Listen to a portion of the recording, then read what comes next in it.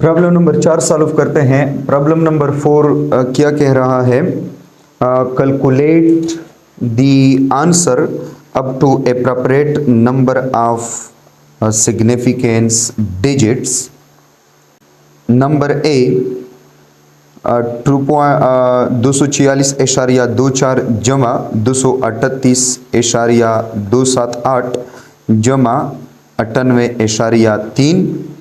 Number B 1.4 ज़रबे 2.639 और जमा 117.25। Number C 2.66 ज़रब 10 की ताकत 4 मनफी 1.03 ज़रब 10 की ताकत 3। Number D 112 ज़रब 0.456 divided by 3.2 multiplied by 120। और नंबर ई 168.99 ज़रब 9 और नंबर एफ 1023 और जमा 8.5489। तो आपको ये वैल्यूज दिए हुए हैं और वो कह रहा है कि इन वैल्यूज की आंसर कैलकुलेट कर ले, but appropriate number of significance figure या सिग्निफिकेंस डिजिट इंक्लूड कर ले। मतलब कि यहाँ पे सिग्निफिकेंस फिगर वाले जो रूल्स है उनको अप्लाई करने हैं। तो पहले नंबर ए को देखते हैं। 246.24 जमा 238.278 और जमा 9.98.3। तो इन तीनों वैल्यूज को हम जमा करते हैं और इन तीनों वैल्यूज को जमा करने से हमें मिल जाएगा 582.818। थोड़ा सा आप इनको जमा कर ले, आपको ये वाला मिल जाएगा। अब आप की जो आंसर है वो तो ये है, लेकिन ये सिग्निफिकेंस फिगर के मुताबिक नहीं है। अब हम इस पर सिग्निफिकेंस फिगर वाले जो रूल्स है उसको अप्लाई करते हैं। तो यहाँ पे हम कौन सा वाला रूल अप्लाई करेंगे? एडिशन वाला रूल, क्योंकि हमने एडिशन किया हुआ है तो एडिशन वाला रूल हम अप्लाई करेंगे। और एडिशन वाला रूल कहता है कि आपके पास आपके साथ जो आंसर आता है इस आंसर को आपने राउंड ऑफ करना है। किस वैल्यू के मुताबिक? आपके पास जो डेटा है आपने उस डेटा में सबसे लीस्ट प्रिसाइज वैल्यू को देखना है और इस लीस्ट प्रिसाइज वैल्यू के मुताबिक आपने आंसर राउंड ऑफ करना है। लीस्ट प्रिसाइज वैल्यू आप कैसे जो है पहचान पाएंगे अपने डेटा में? तो इशारिया के बाद जिस वैल्यू में इशारिया के बाद कम हिंस आए हो वो लीस्ट प्रिसाइज वैल्यू होता है। जैसा कि अगर हम यहाँ पे देखें 246.24 तो इस फर्स्ट वैल्यू में 2 हिंस आए हुए हैं इशारिया के बाद, और सेकंड हिंस में अगर हम देखें 238.278 इशारे के बाद 3 हिंस आए हुए हैं, और नंबर थर्ड वाला जो वैल्यू है 98.3 इशारे के बाद सिर्फ 1 हिंसा आया हुआ है। तो मतलब यह है कि 98.3 जो है ये लेस्ट प्रिसाइज वैल्यू है, क्योंकि इशारे के बाद सिर्फ 1 हिंसा है। कम हिंसे जो है वो इस थर्ड वैल्यू में है, इशारिया के बाद, इशारिया से पहले नहीं। तो आपकी लीस्ट प्रिसाइज वैल्यू 98.3 है। अब इस 98.3 के मुताबिक आप अपने आंसर को राउंड ऑफ करेंगे, लेकिन कैसे राउंड ऑफ करना है? आपने लीस्ट प्रिसाइज वैल्यू तो देखा, अब लीस्ट प्रिसाइज वैल्यू में इशारे के बाद सिर्फ 1 हिंसा है, तो आपने जो आंसर है उसमें भी इशारे के बाद सिर्फ 1 हिंसे को रखना है। इशारिया से पहले जो हिंसे है उसको नहीं छेड़ना, इशारिया के बाद जो हिंसे है, अगर लीस्ट प्रिसाइज वैल्यू में इशारे के बाद 2 हिंसे है तो आंसर में भी इशारे के बाद 2 हिंसे आपने रखना है। अगर लीस्ट प्रिसाइज वैल्यू में इशारे के बाद 1 हिंसा है तो आंसर में भी आपको 1 हिंसा जो है वो रखना है इशारे के बाद। वो डिपेंड करता है लीस्ट प्रिसाइज वैल्यू पर के इसमें जो इशारे के बाद कितने हिंसे आ रहे हैं। तो मतलब कि जो हमारा आंसर है उसको हम फर्स्ट डेसिमल प्लेस तक राउंड ऑफ करेंगे, इशारे के बाद सिर्फ 1 हिंसे को हम रखेंगे। तो यहाँ पे देखिए 582.818 है, तो मतलब कि इस 1 और 8 को हम राउंड ऑफ करते हैं तो ये आ जाएगा 582.8। This is your answer according to significance figure. और इस आंसर में कितने सिग्निफिकेंस फिगर है? 4 सिग्निफिकेंस फिगर है। अगर आप इसको राउंड ऑफ ना करते तो आपके पास जो सिग्निफिकेंस फिगर है ये कितने हैं? 6। लेकिन ये 6 सिग्निफिकेंस फिगर नहीं है, रूल के मुताबिक यहाँ पे 4 सिग्निफिकेंस फिगर है। नंबर बी को देखते हैं 1.4 ज़रबे 2.639 जमा 117.24। दिस इज इंपॉर्टेंट पॉइंट, ये एक इंपॉर्टेंट क्वेश्चन है। जो पहले दो हिस्से है उसको मल्टीप्लाई किया हुआ है और जो थर्ड वाला हिस्सा है वो जमा में है, मतलब प्लस किया हुआ है। तो यहाँ पे अगर देखें, पहले हम मल्टीप्लिकेशन करते हैं फिर एडिशन करते हैं। तो मल्टीप्लिकेशन 1.4 और ज़रबे 2.639, इन दो की मल्टीप्लिकेशन से हमें मिल जाएगा 3.6946। अब ये तो आपको मिल गया। अब आपने क्या करना है, आपने इसको राउंड ऑफ नहीं करना, इस पे कोई रूल अप्लाई नहीं करना। आपने डायरेक्टली इन सारे जो डिजिट है इनको इंक्लूड करना है और डायरेक्टली इनके साथ ये 117.24 वैल्यू जो है वो जमा करना है। तो ये 3.6946 और जमा 117.24 आ जाएगा, मतलब इसको हम जमा करेंगे। तो इन दो को अगर हम जमा करते हैं तो हमारे पास मिल जाएगा 120.9346। ये तो हमारे पास मिल जाएगा, मिल गया 120.9346। अब इस आंसर को हमने फिर से राउंड ऑफ करना है। इस आंसर पर हमने सिग्निफिकेंस फिगर वाले रूल अप्लाई करने हैं। लेकिन अब यहाँ पे हम कौन सा वाला रूल अप्लाई करेंगे, यहाँ पे तो मल्टीप्लिकेशन और एडिशन दोनों वे हैं, तो हम कौन सा वाला रूल जो है यहाँ पे अप्लाई करेंगे, एडिशन या मल्टीप्लिकेशन। तो लास्ट स्टेप में आपने जो ऑपरेशन किया हुआ है उसी के मुताबिक आप रूल अप्लाई करेंगे। तो पहले हमने मल्टीप्लिकेशन किया है और लास्ट सेकंड में हमने एडिशन किया हुआ है, तो मतलब कि हमारा जो लास्ट ऑपरेशन है वो एडिशन वाला है। तो यहाँ पे आपने एडिशन वाला जो रूल है उसको ऑपरेट करना है, अप्लाई करना है। अगर आपके पास ऐसे आंसर है जिसमें तकसीम, ज़रब, मनफी, जमा सारे हैं, तो आपने स्टेप बाय स्टेप राउंडिंग आप नहीं करना, आपने step by step rules apply नहीं करने, बल्कि आखिर में जो आप ऑपरेशन करते हो लास्ट ऑपरेशन को आप देखेंगे और उसी के मुताबिक आप सिग्निफिकेंस फिगर वाला जो रूल है उसको अप्लाई करेंगे। तो मतलब कि यहाँ पे हम एडिशन वाला रूल अप्लाई करेंगे और एडिशन वाला रूल कह रहा है उसी तरह जो फर्स्ट वन में हमने किया कि लीस्ट प्रिसाइज वैल्यू को आपने सेलेक्ट करना है। तो लीस्ट प्रिसाइज वैल्यू आप कहाँ से सेलेक्ट करते हो, डेटा में। तो आपको डेटा में 3 वैल्यू गिवन है, एक 1.4 है, एक 2.639 है और एक 117.24 है। तो अगर इन 3 वैल्यू में आप देखें तो फर्स्ट 1.4 में इशारे के बाद एक हिस्सा है, दूसरे में इशारे के बाद 3 हिस्से है और थर्ड में इशारे के बाद 2 हिस्से है। तो मतलब कि फर्स्ट वन में इशारिया के बाद कम हिस्से आए हुए हैं, सिर्फ एक हिस्सा आया हुआ है इशारिया के बाद, तो ये लीस्ट प्रिसाइज वैल्यू है। अब इसके मुताबिक इस आंसर को राउंड ऑफ करना है। तो यहाँ पे देखें इशारे के बाद एक हिस्सा है, तो आंसर में भी इशारे के बाद एक हिस्सा हम रखेंगे। तो यहाँ पे हम 6, 4 और 3 इन सब को क्या करेंगे, राउंड ऑफ करेंगे और हमारे पास मिल जाएगा 120.9। This is our answer. और इसमें कितने सिग्निफिकेंस फिगर है, 4 सिग्निफिकेंस फिगर है। नंबर सी को देखते हैं। नंबर सी 2.66 ज़रब 10 की ताकत 4 मनफी 1.03 ज़रब 10 की ताकत 3। मतलब कि ये दो साइंटिफिक नोटेशन में वैल्यू दिए हुए हैं और इसको हम माइनस करेंगे। तो मनफी करने के लिए पहले हम जो 10 टू द पावर है इनको इक्वल करते हैं। या तो 4 से 3 बनाएंगे, मतलब यहाँ पे 3 है तो 4 से हम 3 बनाते हैं, और या तो 3 से हम 4 बनाएंगे क्योंकि यहाँ पे 4 है। तो हम जो है 4 से 3 बनाते हैं। तो 4 से हम 3 कैसे बनाते हैं, इसको हम इस तरह लिखते हैं कि 2.66 ज़रब 10 की ताकत ज़रब 10 की ताकत 1 और ज़रब 10 की ताकत 3। मतलब हम इसको ज़रब 10 की ताकत 1 और ज़रब 10 की ताकत 3 लिख सकते हैं। ये फिर भी ज़रब 10 की ताकत 4 आता है। और मनफी 1.03 ज़रब 10 की ताकत 3, ये तो वैसे ही मैंने लिखा।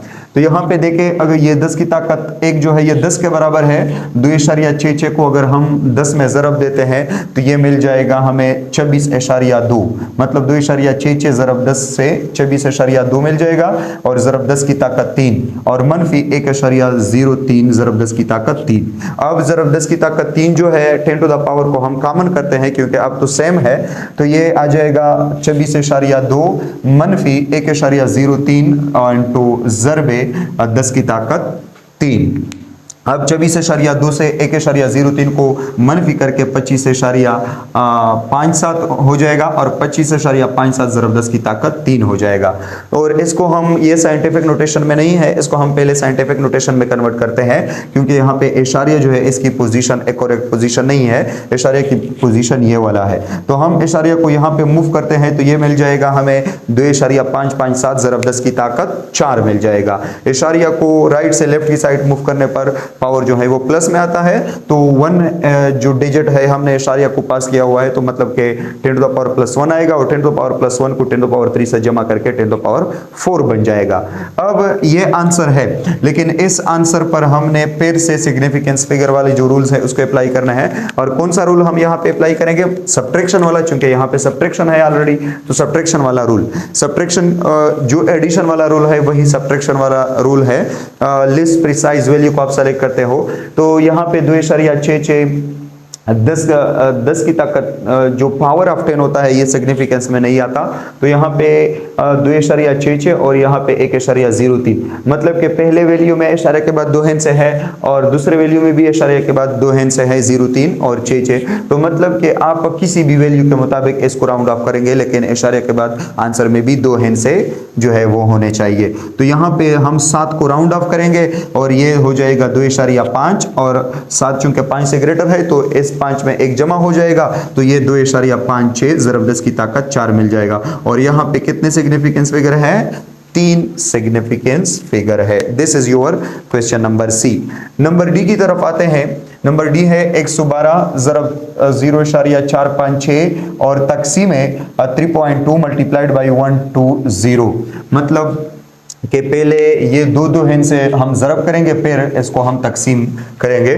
तो 112 ज़रब 0.456 को ज़रब करने से ये मिल जाएगा हमें 51.072 और तकसीमे 3.2 मल्टीप्लाइड बाई 120 को ज़रब करने से ये 384 मिल जाएगा, 384।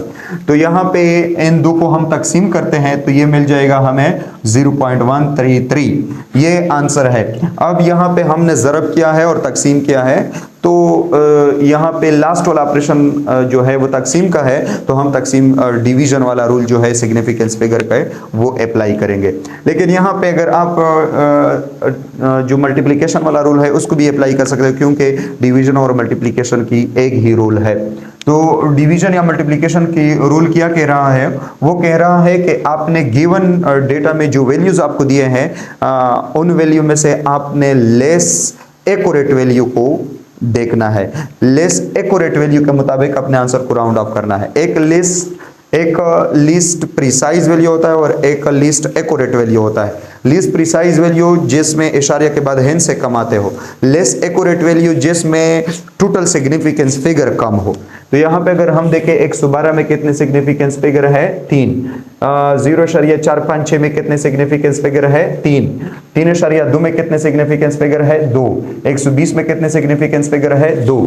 तो मतलब कि 3.2 या 120 ये लेस एक्यूरेट वैल्यू है और इसमें सिग्निफिकेंस फिगर 2 है। तो अब हमने 3.2 या 120 के मुताबिक अपने आंसर को राउंड ऑफ करना है। कैसे राउंड ऑफ करना है? यहाँ पे ये नहीं देखना कि इशारे के बाद एक हिंसा है तो आंसर में भी इशारे के बाद एक हिंसा हम रखेंगे, इस तरह नहीं। वो तो एडिशन या सब्ट्रैक्शन वाला रूल है। डिवीजन या मल्टीप्लिकेशन वाला रूल ये कह रहा है कि अगर आपके पास लीस्ट एक्यूरेट वैल्यू में 2 सिग्निफिकेंस फिगर है तो आंसर में ओवरऑल 2 सिग्निफिकेंस फिगर रखने हैं, इशारिया से पहले या बाद इसकी बात नहीं है, ओवरऑल 2 सिग्निफिकेंस फिगर रखने हैं। तो यहाँ पे 2 सिग्निफिकेंस फिगर है तो आंसर में भी 2 सिग्निफिकेंस फिगर होनी चाहिए। तो मतलब कि 0.133 इसमें 3 सिग्निफिकेंस फिगर है, तो इस 3 को हम राउंड ऑफ करते हैं, ये 0.13 बन जाएगा और 0.13 में 2 सिग्निफिकेंस फिगर बन जाएंगे। ई की तरफ आते हैं 168.99 ज़रब 9, मतलब कि 168.99 को 9 में ज़रब दे दे तो ये इसको ज़रब करने से ये 1520.91 मतलब 1520.91 बन जाएगा। अब ये आंसर है और इस आंसर को हमने राउंड ऑफ करना है अकॉर्डिंग टू मल्टीप्लिकेशन रूल। और मल्टीप्लिकेशन रूल क्या कह रहा है कि लेस एक्यूरेट वैल्यू को आपने सेलेक्ट करना है इन गिवन डेटा। तो गिवन डेटा में 2 वैल्यूज है, एक 168.99 है और दूसरा जो है सिर्फ नो है। तो नो में एक सिग्निफिकेंस फिगर है 168.9, नो में 5 सिग्निफिकेंस फिगर है। तो मतलब कि नो जो है ये लेस एक्यूरेट वैल्यू है और इसमें एक ही सिग्निफिकेंस फिगर है। तो हम आंसर में भी सिर्फ एक ही सिग्निफिकेंस फिगर जो है वो रखेंगे, मेंटेन करेंगे। तो यहाँ पे इस आंसर में एक सिग्निफिकेंस फिगर जो है वो होनी चाहिए, लेकिन यहाँ पे अगर हम देखें तो आंसर में जो है वो 6 सिग्निफिकेंस फिगर है। इसे हम एक सिग्निफिकेंस फिगर बनाएंगे। पहले तो हम इस एक और नो को राउंड ऑफ करते हैं। तो नो को राउंड ऑफ करने से ये 15-21 बन जाएगा, 0 को 1 जमा हो जाएगा। तो 15-21 में 4 सिग्निफिकेंस फिगर है, इसको हमने एक सिग्निफिकेंस फिगर में कन्वर्ट करना है। तो यहाँ पे 1521 है, अगर हम इसको नियरेस्ट 10 तक अगर हम इसको राउंड ऑफ कर ले तो फिर भी ये जो है नहीं आता। नियरेस्ट 100 तक अगर इसको हम राउंड ऑफ कर ले तो फिर भी सिग्निफिकेंस फिगर 1 नहीं आता। नियरेस्ट 1000 तक इसको हम राउंड ऑफ करेंगे। तो 1521 की नियरेस्ट 1000 एक 1000 है और एक 2000 है।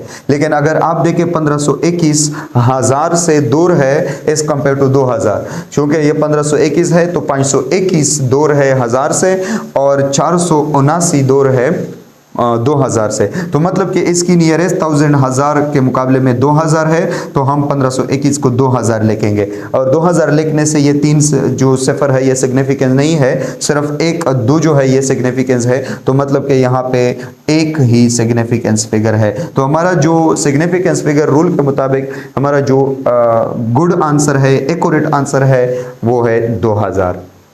ओके, नंबर एफ की तरफ आते हैं और नंबर एफ जो है 1023 और जमा 8.5489, मतलब कि ये 2 हिस्से है, इसको हमने जमा करना है।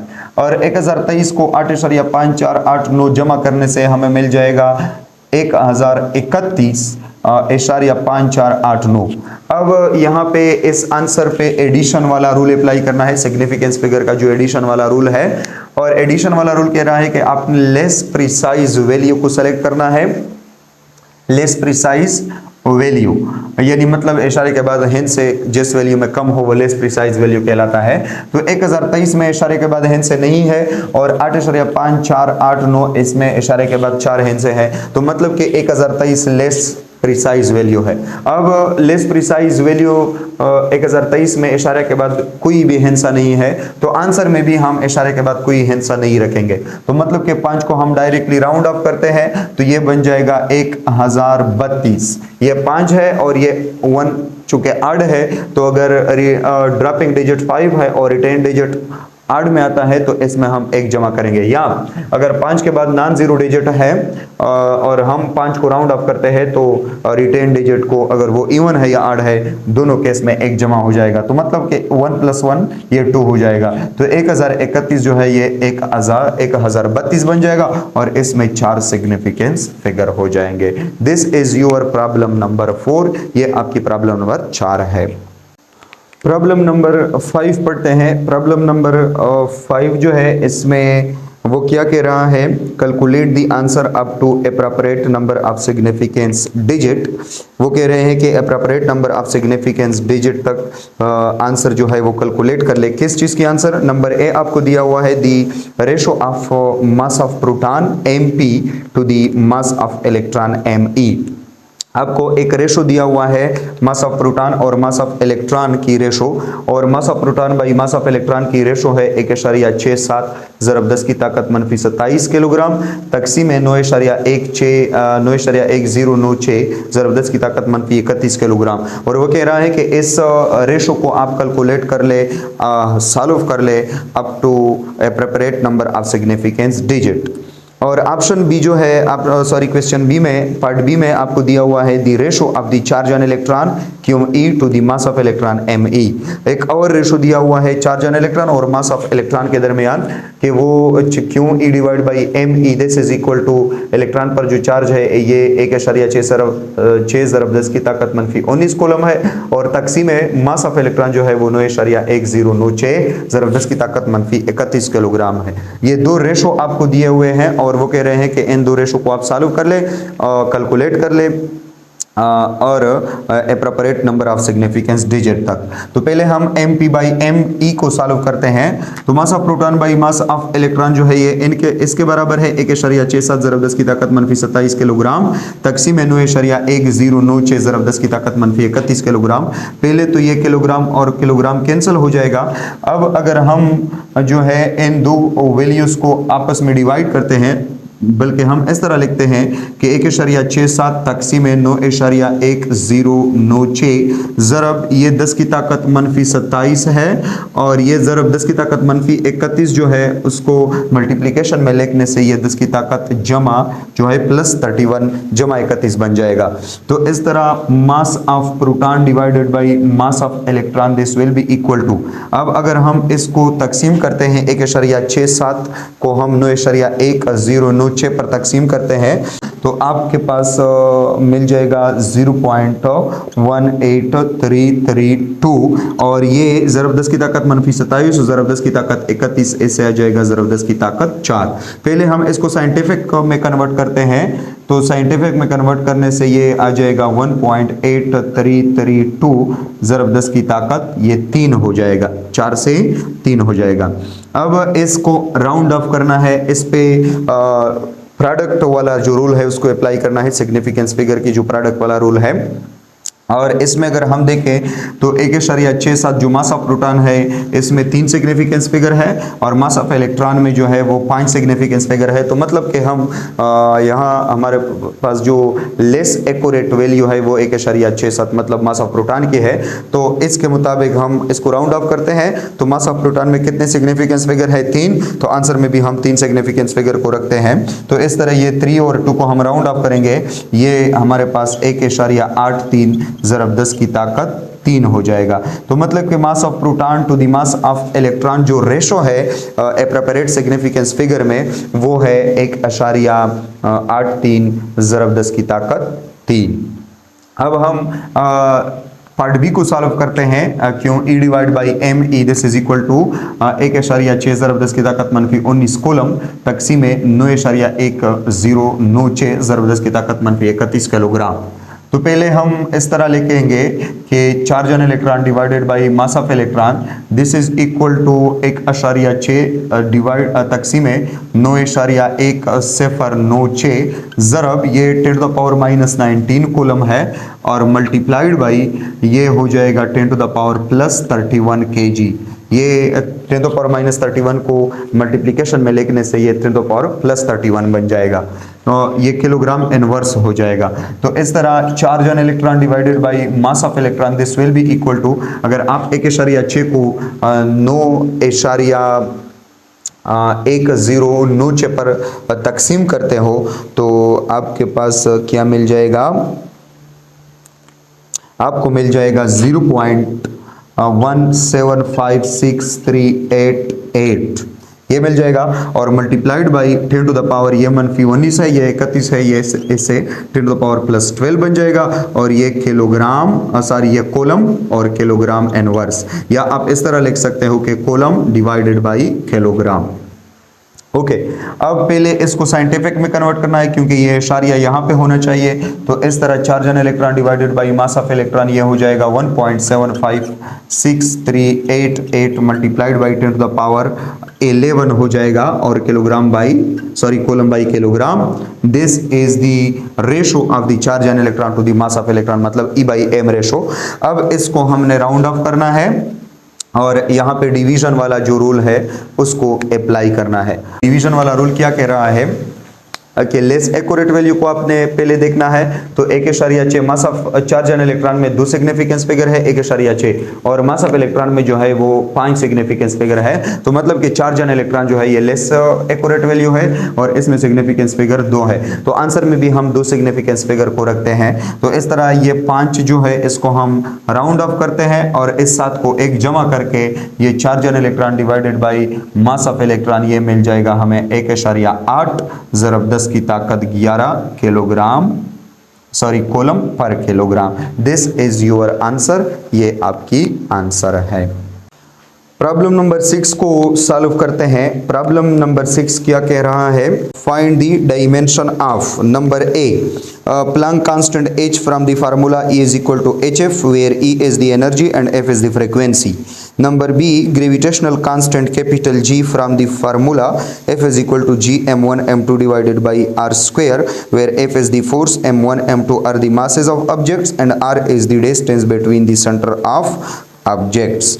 ये कह रहा है कि आप प्लैंक कांस्टेंट जो है इसकी डायमेंशन को निकाले और gravitational constant, universal gravitational constant capital G, इसकी डायमेंशन निकाले। फार्मूले गिवन है। फर्स्ट पार्ट को सॉल्व करते हैं, पार्ट ए। और पार्ट ए कह रहा है कि प्लैंक कांस्टेंट की डायमेंशन क्या है? Dimension of Planck constant H, ये क्या है? आप इसको इस फार्मूले से निकालें, E is equal to H F, जिसमें E एनर्जी है और F फ्रीक्वेंसी है।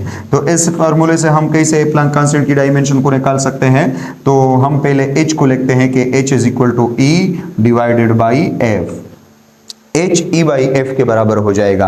और यहाँ पे हम लिखेंगे कि H जो है this will be equal to mc square divided by F। यहाँ पे E की जो है E की इक्वेशन mc स्क्वायर है, E की वैल्यू mc स्क्वायर के बराबर है according to Albert Einstein, E is equal to mc square.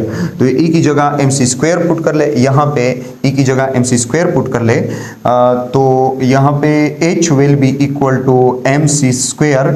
और अगर हम फ्रीक्वेंसी देखें तो फ्रीक्वेंसी की जगह हम 1/t लिख सकते हैं। फ्रीक्वेंसी की जगह 1/t मतलब रेसिप्रोकल ऑफ टाइम पीरियड इसका फ्रीक्वेंसी। तो H will be equal to, ये T ज़रब में आ जाएगा तो mc स्क्वायर ज़रब T हो जाएगा, capital T। This is the equation of H।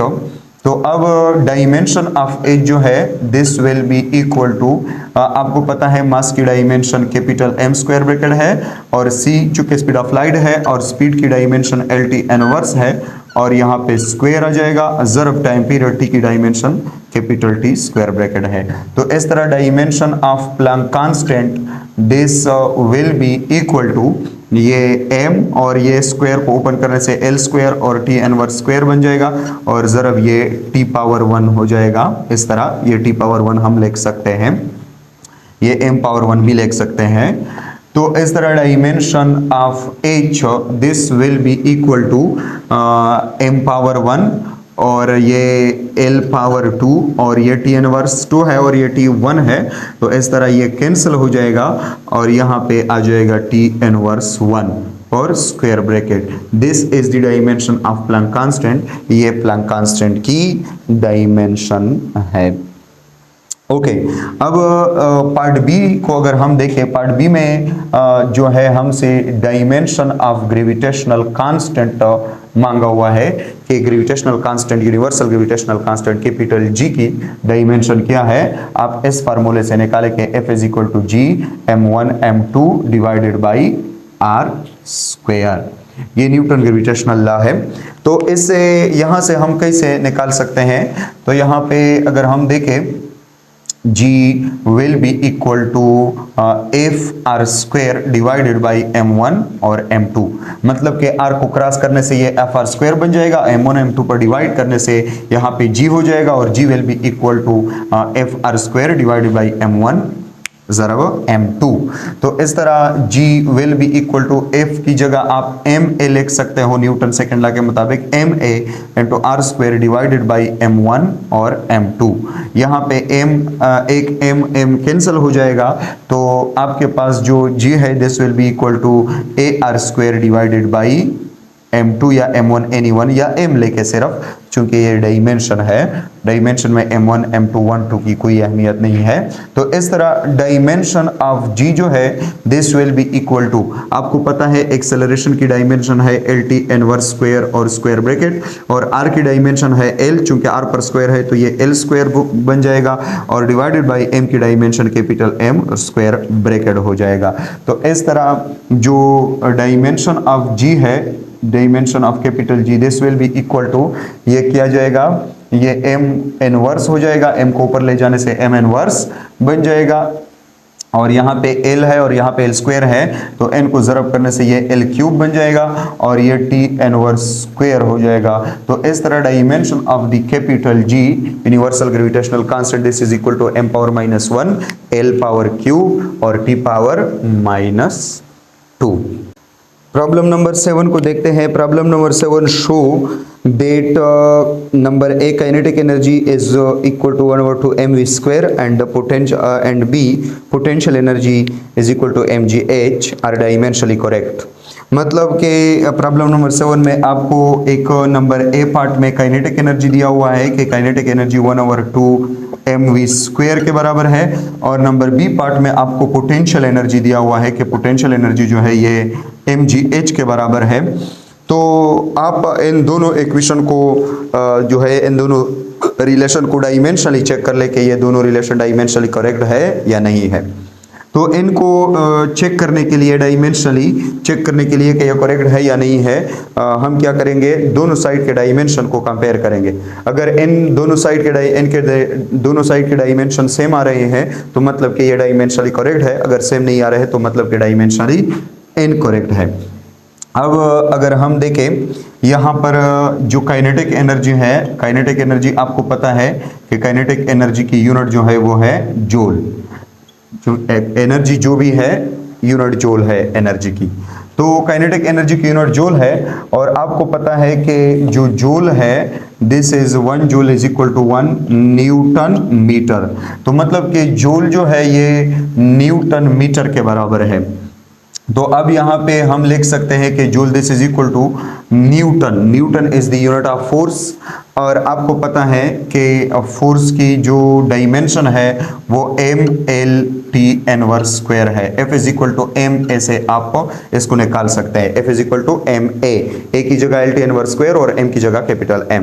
तो न्यूटन जो है ये mLT इनवर्स स्क्वायर के बराबर है, और मीटर जो है ये फासला है, तो ये कैपिटल L के बराबर है। तो इस तरह joule will be equal to m L square और T inverse square and to square bracket. तो दिस इज द जूल, ये जूल है डायमेंशन में। तो मतलब कि काइनेटिक एनर्जी और पोटेंशियल एनर्जी दोनों की यूनिट जूल है, तो दोनों की डायमेंशन जो है वो mL स्क्वायर और T इनवर्स स्क्वायर और स्क्वायर ब्रैकेट है। मतलब कि काइनेटिक और पोटेंशियल एनर्जी दोनों की dimension mL square T inverse square है। अब देखें, अगर mgh और 1/2 mv स्क्वायर से ये डायमेंशन आ रहा है तो मतलब कि ये डायमेंशनली करेक्ट है। अगर 1/2 mv स्क्वायर और mgh से n की जो ये डायमेंशन है ये नहीं आ रहा तो ये डायमेंशनली इनकरेक्ट है। अब देखते हैं, पहले हम kinetic energy this is equal to 1/2 mv square, इसको देखते हैं। काइनेटिक एनर्जी की जो डायमेंशन है वो है mL square T inverse square square bracket. This will be equal to 1/2 की डायमेंशन में कोई इफेक्ट नहीं है क्योंकि 1/2 डायमेंशनलेस कांस्टेंट है, तो यहाँ पे mv स्क्वायर में बच जाएगा। और mv स्क्वायर में m की जगह कैपिटल M स्क्वायर ब्रैकेट और v की जगह L T inverse square bracket और होल स्क्वायर। तो इस तरह mL square T inverse square this will be equal to m और ये भी L स्क्वायर और T इनवर्स स्क्वायर हो जाएगा।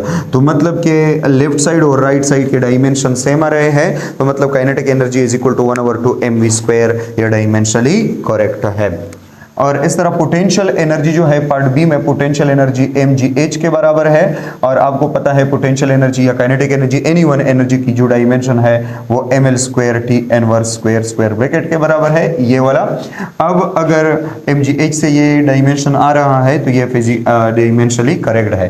तो इस तरह mgh से ये कैपिटल M और g चूंकि एक्सेलरेशन है, एक्सेलरेशन की dimension LT inverse square square bracket है, और h जो है इसकी डायमेंशन L स्क्वायर ब्रैकेट है।